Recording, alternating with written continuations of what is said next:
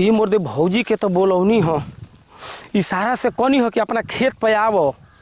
लागत कि हमारी इशारा ना समझलिन का। हम आगो नहीं वो अभी लौकतो नहीं खिन के नहीं हो कब ले आई हन। अच्छा घड़ियों तो नहीं खिले ले 5 मिनट इंतजार कर ले तनी आज हन तो ठीक है बा, ना हन तो फिर देखल जाई। आखिर ऐसा कौन काम बाटे कि हमरा के खेत पे बुलेले बाड़न। देखो कोई नहीं रहनी लोकत, कोई नहीं खिलागा तो सब के सब चल गइलन। सुबह सुबह कितना मेहरारू को रहली है सन, कुल गेहूं काटत तनी से अपन और देख तनी चल के का कहत रन। घर पे को तो बोलल ना, हेने कहता नहीं खेत में आवे केरे में कुछ बात करे के बटे। इतना जरूरी कौन बात बाटे। ही मोर लागत कि होवे होई का। अच्छा बुझाता कि चलल बाइन। आवे दो लागत कि ये बेरा काम बन जाई हमार। आवो भौजी आवो, हम हुई है सोचे तनी कि जितना जल्दी तू आवो। आवो भौजी आवो। तो हिसाब से न तो गड़ जाई नीचे से। आइए गनी हो, लेकिन ये बताओ कि कौन इतना पर्सनल काम रहल हो कि हमरा के खेत में बोलिल बड़ और घरे ना कह सकत रहल हो। ये भौजी घरे कहेला के बात ना रहल हो, घरे कहती तो केहू देख सुन ली तो दिक्कत ना होइत। यही से तारा के अकेले में बोलैनी हो जलू। अब बताओ अकेले में हिजे बोलेले बड़ और कोई देख लेही तो का होई सोचत नहीं खबही। ए मर्द होई का कुछ हो ना होई, तू ओकर टेंशन मत लो ठीक न। लेकिन जान तोर भौजी बुलावे के तो बुला दी तारा के, लेकिन बाड़ा हम सोचत तनी कहीं कि ना कहीं। अब देखो कह दो इतना दूर से हम चल के बनी पैदल पैदल, अब बता दो कौन काम बटे। ये मोदे बड़ा लाज वाला बात बा, यही से सोचत तनी हम। और मोगी प्रेग्नेंट बड़ी का के लाज वाला बात बटे। हक मर्दे ई कुल कौन मजाक करत हो। हाँ तो ऐसा शर्मात रहे जिससे लगता कि हम तार गर्लफ्रेंड हई। बोलो भौजाइए नहीं। हाँ भौजाई हो जो बोलैले बानी तो तहरा से बतैबो करब ठीक न। जान तोर भौजी का बात बा, हिने का नाम करो का कलो हो। सही कहतनी हम। का हो तो से अपन मेहरारू संभाल नहीं खिजात। कैसन मरद बड़ा एकदम हिजड़े बड़ा का। माने हम हिजड़ा बानी, अब तू ही केहू से लगबू चोच में चोच लड़ावे, अपना मरद के संभारे में ना रहबू। बताओ तो के समझाई एक के वो बारन करके शरम नहीं खिलगत। हमारा रहते दूसरा से बतियाता रहनु, हमरा तो पते ना रहल हो। ये घर में बतिया कले होता तो घर में ना कुछ रहती उनकरा के। अब घरे हम कैसे कहीं, ये कहे खाई तो तारा के हम बोलनी हो अकेले। तो बताओ भौजी हमारो मेहरारू हमारा के धोखा देतिया आ तोहरो मर तारा के धोखा देतन। एक और कोनो उपाय बा? काहे नहीं खी उपाय, जैसे वो दोनों करते नहीं सर दोनों हम करल जी ना तब ठीक रही, तब समझ में आई लोगन के। सही में भौजी? हाँ सही है कहत हई। आ तेरी के जब उनकरा के करे में लाज नहीं खे तो हमरा काहे के लाज रही। जौवन रोगिया चाहत रहे उहे बैदा बतावत रहे, जौन चाहत रही उ तो हो गई। यही से तो हम अकेले में बोलैनी हो। कहाँ चल गइल बिया हो, पूरा सिवान खोज घलनी के नहीं लौकत है नहीं खे। हैं कहल है कि हम सिवान में जा तनी खेत पर हुआ पानी लेके आइब,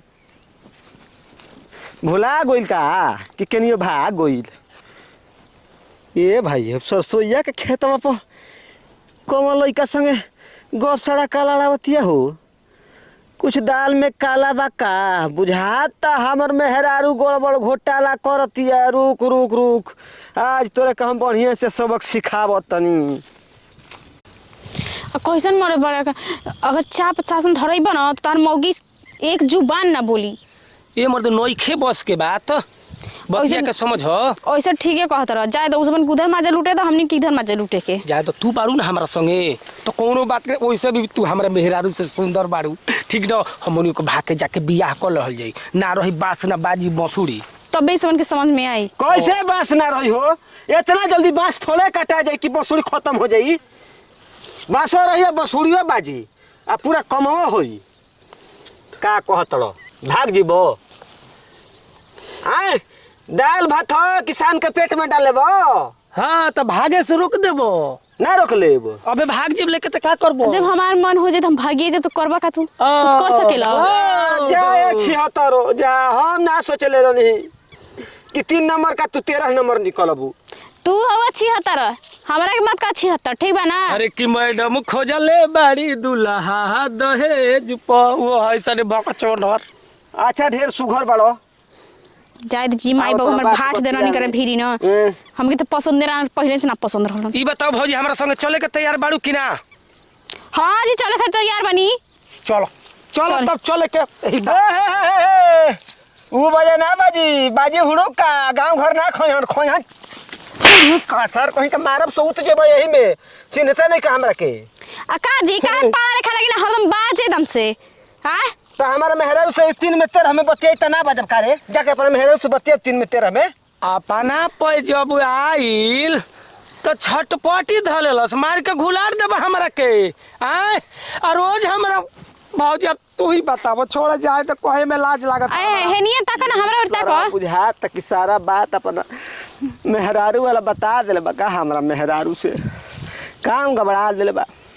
ए पगली देख तर के हम कितना मानी ना जानी ना पानी ले कैली। अब बता देख लो हाँ। तारा ऊपर पानी छिड़कत हूं तारा के ठंडावे खातिर। ना ना जरने फोरन डालत रहलन हां। हां अब इनका पानी लेके आलन ठंडा करे के। हां का जानत रहो डूब के पानी पीबा या पता ना चली। ना ना हम एकर सामने पानी पी ना कबो डूब के पानी नहीं पियले। हां वो तो पते बटे डूब के पानी ना पिएलो अकेले अकेले जाके एने ओने जाके मुंह मारत हुआ कतो पानी ना पीला के ले। ए भौजी देखो जब हम घरे ना रहिला ना तभी चल जाता हमरा घरे आ जाके कहीं का फुसु फुसु बतियावत तो रोज। का जी का कर जाइला इनका घरे अब बोले मुहिम गुगे सब डस ले लॉस बेहनी जुठा रे जाई ना बेहनी जुठा जाइला आ गेलो ना लाइन पर तारा कहत नहीं ना विश्वास हो गेल ना। ए त दही बा एकरे घरे त का करी रे भैंस से को तोर बाबू देबे ना केलन दहेज में कबो कबो मन करले ना दही के तनी सारी खाए के। अच्छा अच्छा अच्छा दही खाए जाला बड़ा निक लागले रोज रोज दही खाए जाला। दही एगो बहाना बा भौजी। उ त हमरा के पते बाटे। हां और कोनो बहाना ना मिलल ह के पानी पिए पतो ना चली। हां तोरो रोहन से हम पाक गोनी एकदम। अब देख लो ना खत्म ना हो हम खत्म बानी। 1.5 नंबर का आदमी हो का सफारी तू कौन 1 नंबर के बड़ो? आय चुप ससुर आज की बात तोरा से हमरा से बोला चली ना रही रे तोरा घर से लेना देना कुछ ना रही।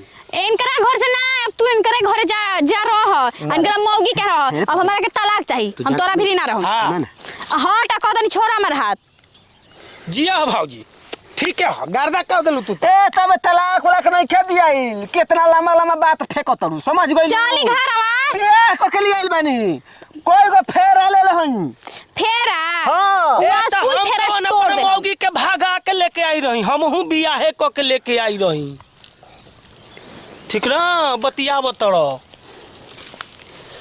चल घर ओकर बात ना सुननी घर फोरा ना ससुराई घर फोड़ना रहता ना तो घर ही जाके बतैले होतन अपना जगह हमरे कल्ले ना बोलैले होतन कि तोरा से को बात बतावे के बा। तू देख जरन ह हमरा तोर में बढ़िया से पटता ना बनता ऐसे सोचता ना कि नहन में पटरी मत खाओ ना ना पटरी पर ले उतर जाओ। इतना दिन से हम देखतन तू हमरा पर ख्याले नहीं खा रखतन को दूसरा भी ध्यान बता हमरा ऊपर कहां से ध्यान आई तहर। ना ना बियाने खियाले रखले इतना चिकन चाकन बाड़ू का।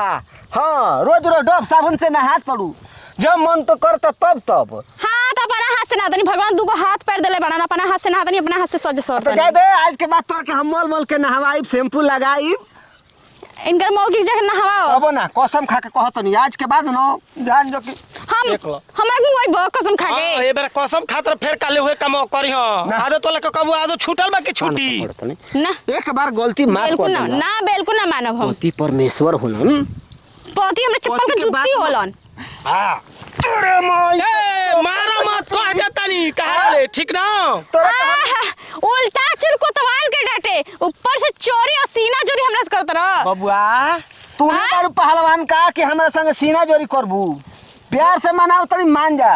जैसे तू हक जतैले बाड़ो न वैसे ही हमहू हक जता देले बानी। ए त तहार मेहरारू हमर खइले बाड़ी ई तवा गरम हो गइल बा हमहू खियैले बानी। हम 2-4 हजार का 10,000 रुपया सधइले बानी। हम तब एक आर बेर 2-3 हजार रुपया खियैले बानी खाली। न रे डबल सबनिया हमरे त दियाल का ह का भौजी है लिपस्टिक हमरे देहल ह देख लो।